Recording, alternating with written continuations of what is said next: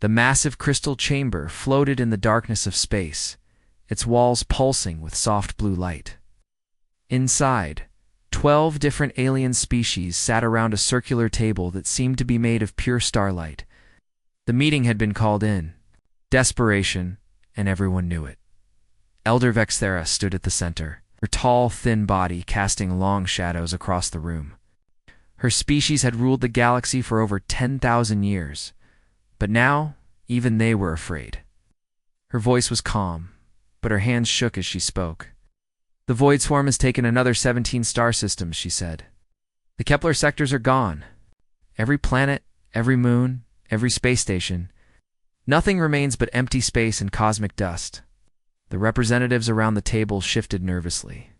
The luminary beings made of pure light flickered anxiously.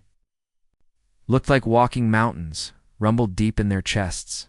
Even the ancient crystallines, who had lived for millions of years, seemed worried.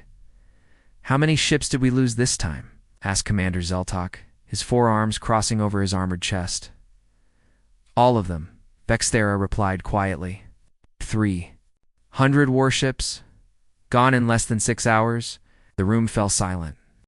For 3 centuries, the Galactic Council had been fighting the Void Swarm, and for 3 centuries, they had been losing. The swarm was unlike anything they had ever faced before. It was not just one species or one army. It was a living darkness that consumed everything in its path.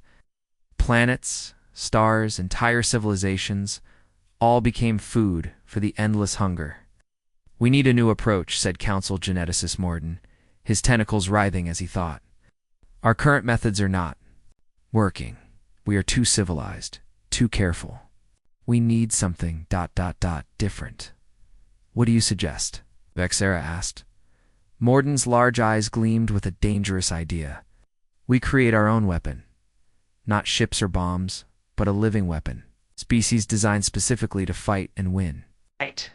The room erupted in shocked voices. Creating new life was forbidden by the oldest laws of the Council. It was considered the ultimate crime, worse than genocide or planet killing. "You were talking about playing God," whispered Elder Talinara, her voice barely audible. "Yes, Morden," replied without shame, "because the gods are not helping us. We must help ourselves." The debate that followed lasted for months. Some argued that creating a warrior species was too dangerous. Others said it was their only hope. In the end, fear won over ethics. The vote was unanimous. They would begin the Genesis Project.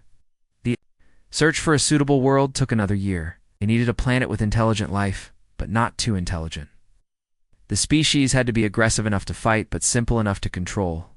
When they found Earth, they knew it was perfect.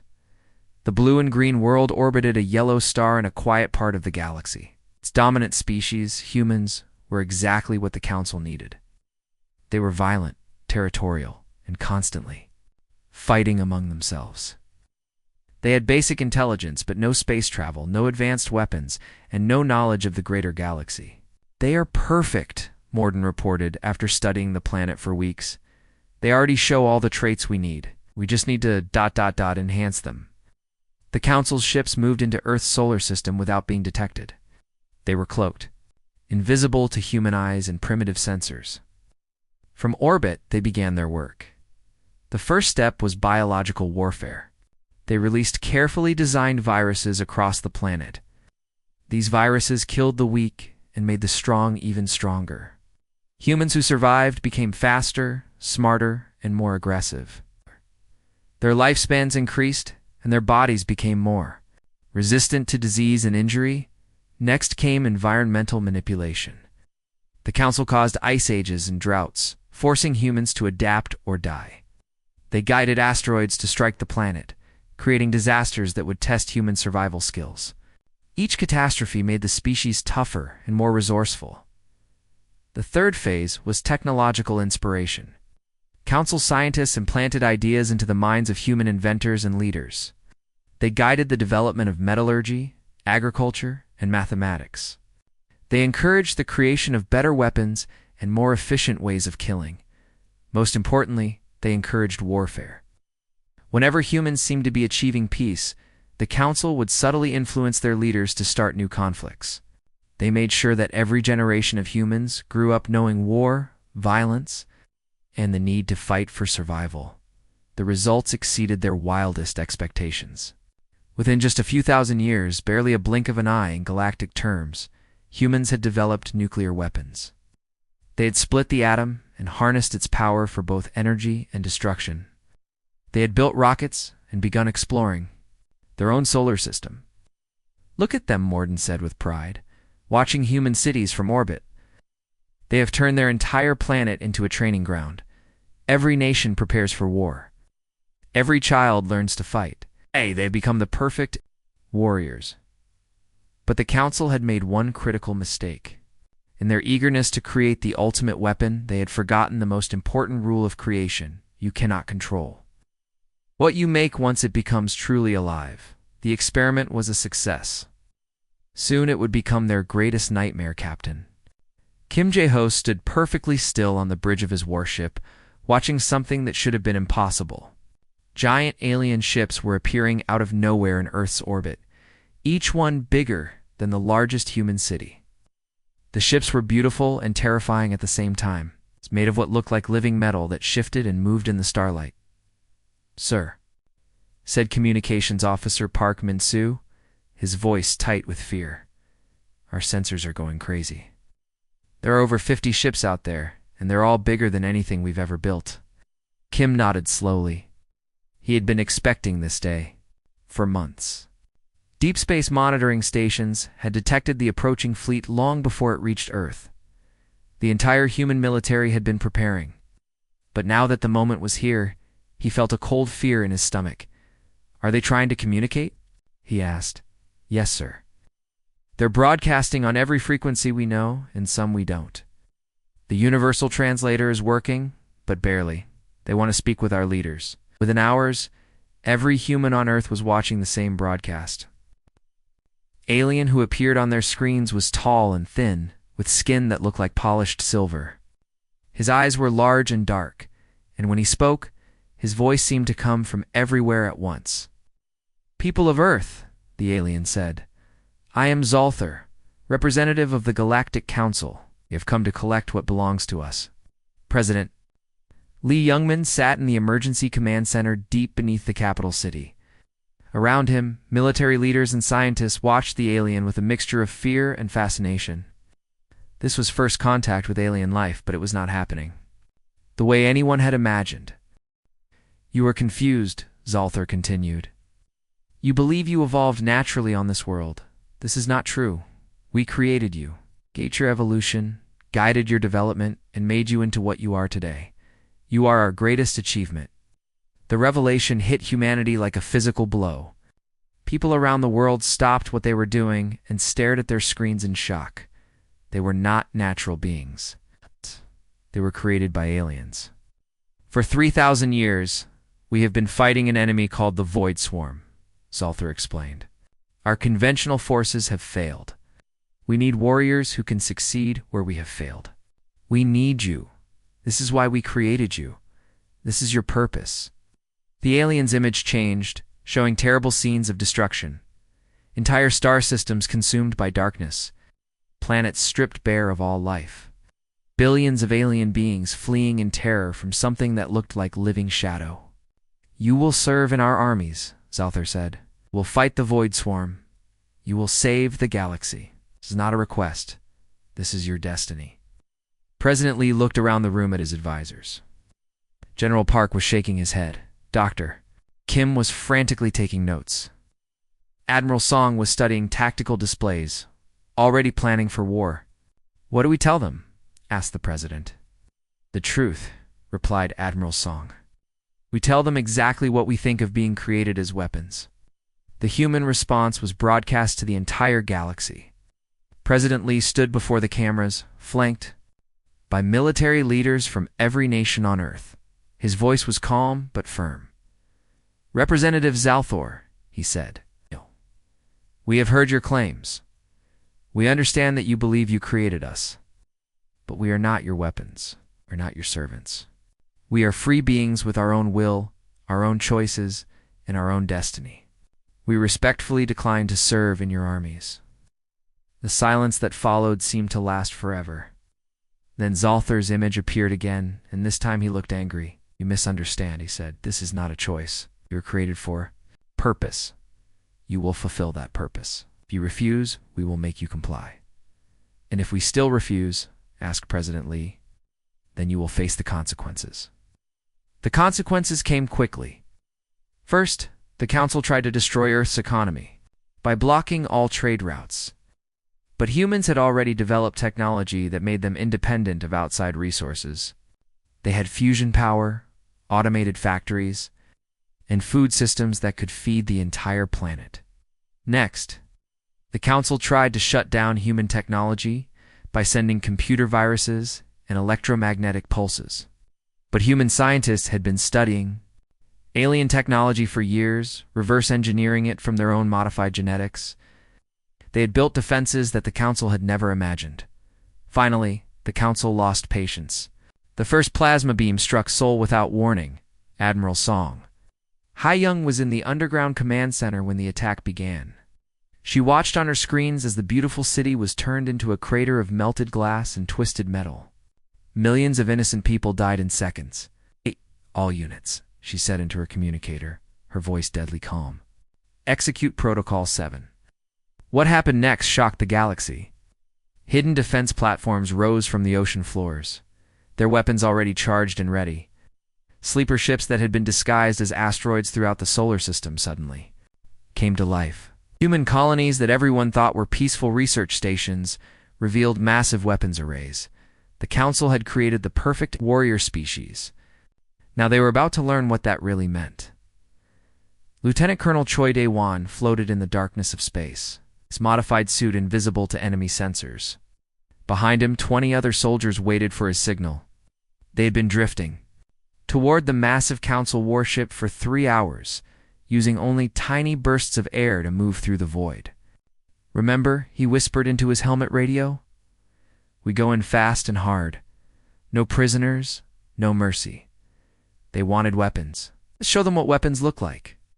The Council ship was huge, almost 2 kilometers long, with weapons that could destroy entire cities. But it had one weakness that the aliens had never considered. They had never fought an enemy that could think like humans. Choi's team had been changed by human scientists using stolen alien technology. They were stronger, faster, and could survive in space longer than normal humans. Their bones were harder than steel, their muscles could lift tons, and their minds processed information at incredible speed. "Go," Choi commanded. They moved like deadly shadows across the ship's hull. The Council had energy shields, but humans had learned to create weapons that could cut through them. They had armor that could stop any known weapon. But humans had developed acids that could eat through anything. The first alien guards didn't even see them coming. Choi's team burst through the hull in 6 different places at once, spreading chaos throughout the ship. Aliens were trained fighters, but they had never faced anything like this.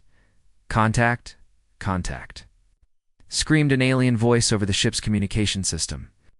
"They're inside, they're everywhere." The battle lasted only 20 minutes. When it was over, the Council ship was under human control, and most of its crew was dead. The survivors were found hiding in the deepest parts of the ship, too terrified to fight. "These humans are not normal," one of the aliens told his commanders later. "They show no fear of death. They adapt to our weapons faster than we can change. They fight like demons from the deepest hell." But the Council leaders refused to believe it. How could their creation be stronger than them? They had made humans to be weapons, but they had also built in controls, or so they thought. What they didn't understand was that humans had spent 3,000 years learning to fight. Every war, every battle, every defeat had taught them something new. They didn't just fight with their bodies, they fought with their minds. Dr. Yoon So-jin discovered this truth in her secret laboratory on Mars. She had been studying captured Council technology for months, taking apart their computers, their weapons, their communication systems. She was looking for weaknesses. And she found something incredible. "All their ships are connected," she explained to the resistance leaders during a secret meeting. Every council vessel is linked to every other vessel through something called quantum entanglement. They share information instantly across the entire galaxy. General Park frowned. That sounds like an advantage for them, not us. It would be, Dr. Yoon replied, if they had built it properly. But they made a mistake. Same connection that lets them share information also makes them vulnerable. If we can introduce a virus into one ship, it will spread to every ship in their fleet. The plan was dangerous beyond imagination. They would need to get close enough to the Council's main command ship to upload the virus directly. The ship was protected by hundreds of smaller vessels and enough firepower to destroy a planet. Captain Bae Min-ho volunteered for the mission without hesitation. He was a pilot, one of the best humanity had ever produced. His ship was small and fast, modified with the latest human technology. But even with all their advantages, it was still a suicide mission. I have a wife and 2 children, he told Dr. Yoon as she loaded the virus into his ship's computer. When this is over, tell them I died for their future. The attack began at dawn, Earth time. Bae's ship launched from a hidden base in the asteroid belt, accelerating toward the Council fleet at impossible speed. Around him, the darkness of space erupted in weapons fire as the 2 fleets engaged in battle. Human ships were smaller than Council vessels, but they moved like living things. They dodged and weaved through enemy fire, striking where the aliens least expected. For every human ship destroyed, 2 Council vessels died, but Bae ignored the battle around him. His target was the huge command ship at the center of the enemy fleet. He flew straight toward it, his ship's hull glowing red from enemy laser fire. This is Bae Min-ho, he said over the radio, beginning final approach. Tell my family I love them. His ship struck the Council flagship like a meteor. The explosion was so bright it could be seen from Earth 13 light minutes away. Da! Quantum virus spread through the Council fleet faster than thought itself, jumping from ship to ship through their own communication network. Within minutes, 17 Council vessels were drifting helplessly in space, their crews unconscious or dead. The humans had turned the aliens' greatest strength into their greatest weakness. News of the victory spread through human space like wildfire. The species that the Council had dismissed as primitive had struck back at their creators and won. But everyone knew this was just the beginning. The real war was yet to come. Elder. Vexera stood in what remained of her command center, watching the tactical display with growing terror. The beautiful crystal walls were cracked and broken, and emergency lights cast eerie shadows across the room. For the first time in her 1,000-year life, she was truly afraid. Show me the numbers again, she whispered to her aide. The holographic display flickered to life, showing the galaxy in 3 dimensions. Dark red dots marked the advancing void swarm. There were so many that they looked like a spreading disease across the star map. 1 million ships, her aide reported, his voice shaking. They came out of dark space all at once, in perfect formation. Our scouts barely had time to send a warning before they were consumed. Vexera watched the red dots move across the display, swallowing entire star systems. The void swarm was different from any enemy the galaxy had ever faced. They were not just ships. They were living things that grew larger by eating everything in their path. Planets, stars, even the empty space between worlds became food for their endless hunger. How long do we have, she asked. 47 standard days until they reach our core worlds, the aide replied. Maybe less if they continue to accelerate. The Council faced complete extinction. Their fleets were scattered. Their colonies were burning. Their warrior species, the humans they had created, were fighting against them instead of for them. In trying to save themselves, they had created their own destruction. We need to contact the humans, Vexera said quietly. We need their help. But Elder, her aide protested. They're our enemies now. They destroyed 17 of our ships. Just last week, then we make them our allies, she replied. Send an envoy. Tell them we will give them anything they want. Technology, territory, complete freedom. Just get them to fight. The meeting took place in neutral space, on a small station that belonged to neither side. Admiral Jun Yoon-suk arrived with a small escort of human ships. She was a stern woman with gray hair and cold eyes, wearing the dark blue uniform of the Human Space Force. The council delegation was led by Ambassador Talanara, one of their most skilled diplomats. She had ended wars and negotiated peace treaties across the galaxy. But she had never faced anything like this. "Admiral Jung," she began, "we come to you in desperation. The Void Swarm threatens all life in the galaxy. If they are not stopped, every living thing will be consumed." Jung listened without expression as the ambassador explained the situation. The swarm had grown beyond anything they had ever seen before. Their biomechanical ships could rebuild themselves after being damaged, and they learned from every battle. Conventional weapons were useless against them. "You created us to be weapons," Jung said finally. "You wanted us to fight your wars. Now you want us to save you from your greatest enemy." As Talanar admitted, "We were wrong to try to control you. We were wrong to attack your world. But if the swarm wins, none of that will matter. We will all be dead." Jung was quiet for a long moment. Then she leaned forward and spoke in a voice that was harder than steel. "Fine, we will help you. But we do this our way, with our tactics, under our command. Your ships will follow our orders, not the other way around." The council had no choice but to agree. The combined fleet that assembled at the Nexus Point was the largest in galactic history. Council ships were beautiful and elegant, their hulls gleaming like polished metal. Human ships were ugly and brutal, covered in armor and weapons that stuck out at strange angles. The two fleets looked like they came from different universes. Commander Lim Tae-Hyen stood on the bridge of his battleship, watching the enemy approach. The Void Swarm ships were horrible to look at, black and twisted, with parts that moved like living muscle. They made sounds that could be heard even in the vacuum of space, a low moaning that seemed to come from the depths of hell. "All units," he said into his communicator, "remember what we trained for. We are not here to survive. We are here to win." The battle began when the two fleets collided in the darkness between stars. Human ships dove straight into the enemy formation, their weapons firing continuously. They accepted losses that would have horrified any other species, but for every human ship destroyed, 3 swarm vessels died. "They're not fighting to live," one council observer said in shock. "They're fighting to kill.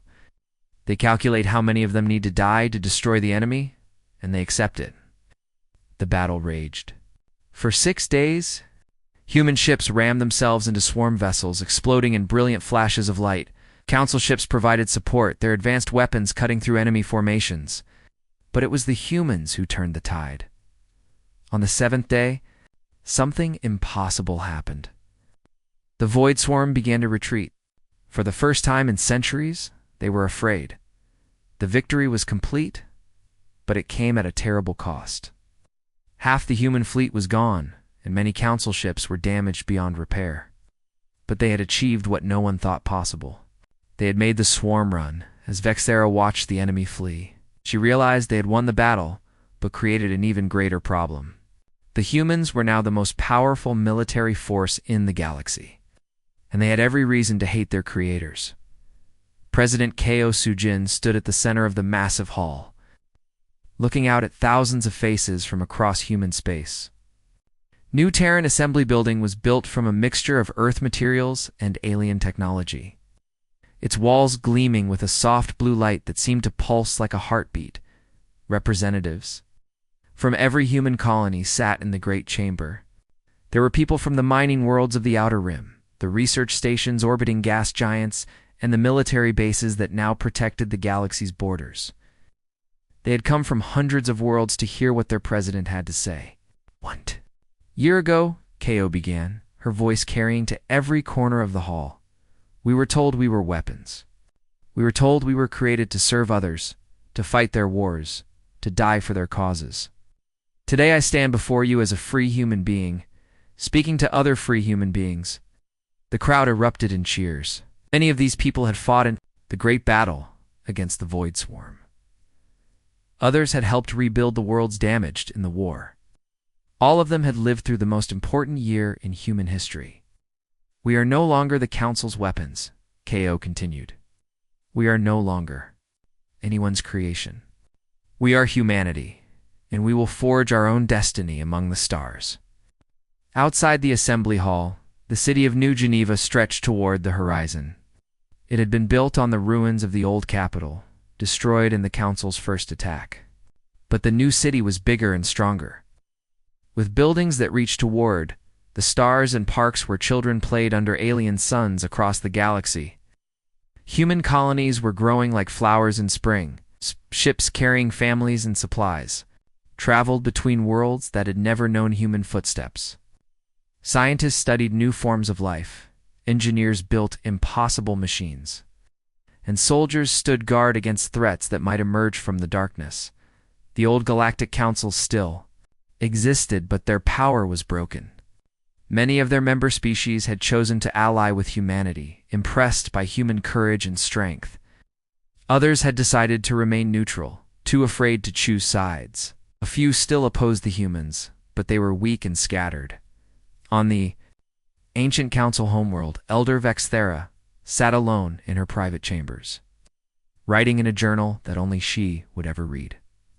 Her hands were old and shaky now, and her eyes were tired from watching the galaxy change in ways she had never imagined. We thought we were so clever, she wrote. We thought we could create the perfect weapon and control it forever. We were wrong about everything. She paused, looking out her window at the stars. Somewhere out there, human ships were patrolling the galaxy's borders, hunting down the last remnants of the Void Swarm. The creatures that had terrorized civilizations for centuries were now running and hiding from beings they had never expected to face. The humans are not like us, she continued writing. We create technology to make our lives easier. They create technology to protect others. We fight to preserve what we have. They fight to build something better. We sought to create weapons to defend us from monsters. Instead, we created monsters to defend us from ourselves. The truth was more complex than any of the Council had understood. The humans had become something entirely new, a species that combined the best and worst of every civilization the Council had ever known. They were violent when violence was needed, but they were also capable of great kindness. They were territorial, but they welcomed refugees from other worlds. They were suspicious of authority, but they were loyal to their friends. They patrol our borders now, Vexthera wrote. They hunt the swarm with the same efficiency they once showed against us. They have become our protectors, our guardians, our successors. Perhaps this was always inevitable. Perhaps in trying to play God, we discovered that gods, too, must eventually face their creations. In the depths of dark space, the Void Swarm gathered its remaining forces. The creatures had been hurt badly in the Great Battle, losing ships and biomass they had spent centuries accumulating. But they were not destroyed, only wounded. Their hive mind considered the new situation. For the first time in their existence, they had met a species that fought not just to survive, but to protect others. The humans had shown them something they had never seen before, warriors who became stronger when defending the weak. The swarm would rebuild, as they always did. But now they knew they faced an enemy unlike any they had encountered. The humans would not run. They would not surrender. They would fight until the last of them was dead, and even then their children would continue the fight. Back in the Terran Assembly, President KO finished her speech to thunderous applause. The representatives stood and cheered, their voices echoing off the walls like thunder. They were no longer a created species serving their makers. They were humanity, free and proud, ready to face whatever challenges the galaxy might bring. The galaxy had new guardians now. They were everything the Council had dreamed of creating, and everything they had feared to unleash. The age of the Galactic Council was ending, and the age of humanity was just beginning. In the darkness between stars, its ancient powers stirred and prepared for whatever would come next.